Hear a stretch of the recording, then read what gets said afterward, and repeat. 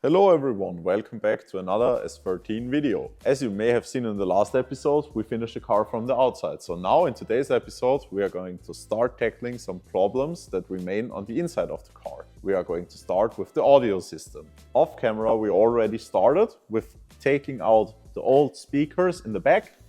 There's two 16x9s, one left and one in the right. And we also took out the two front speakers, which are also two 16x9s. What still remains inside the car and what we are going to start with now is the old radio. We are going to also be replacing this old radio with a new unit from Sony. So to install the new radio, first we have to start with removing the old one. The first step when you want to remove the old radio is taking off the shift knob. Just spin it to the left side. This one comes off very easy because we just put it on. Now you take it and store it safely. Then you pull up here. If you want to look this way, I grab it here at the shift boot and I gently pull up and backwards. Then this whole thing comes off. Then you can pull it out and set it aside. And now we are presented with this. We don't have to touch those 4 screws, but we have to take out those 4. So this thing comes out and also the radio comes out.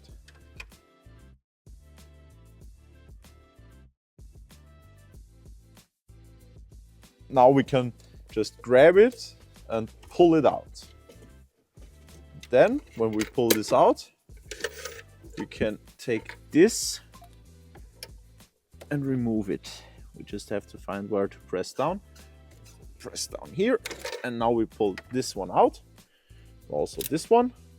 This is the radio antenna. Then we can set this aside. Since we already had an aftermarket radio installed, we just plugged out the old harness and we just plugged it into the new one.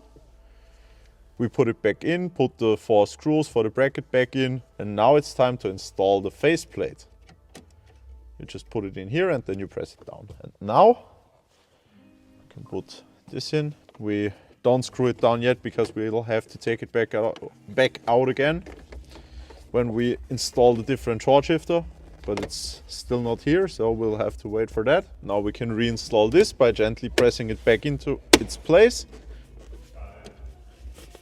So, like this. Then we look for the shift knob, put it back on. Now the shift knob is installed.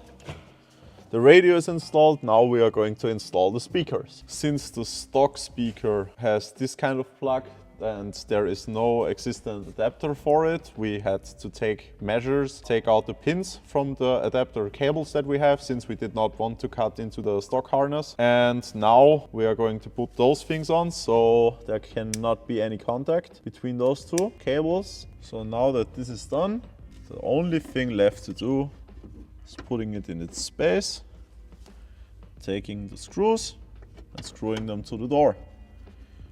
And this should be it. First speaker installed.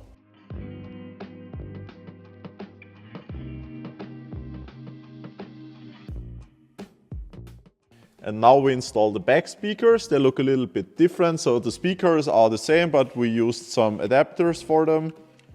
And the thing is, you have to put those in at an angle so you can screw them down. That's why this plastic adapter is here for. This is factory.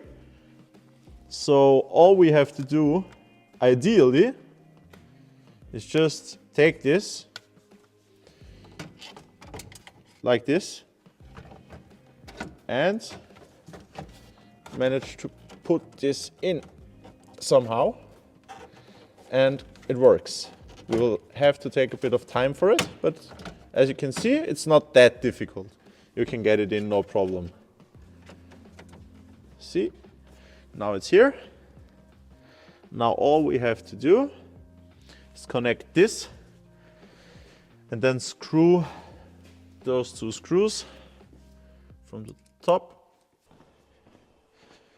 Now we have the USB stick and now we can try out the new audio system. So the only thing that is left to do after sorting out the radio wiring putting in this great USB stick. Now it's reading.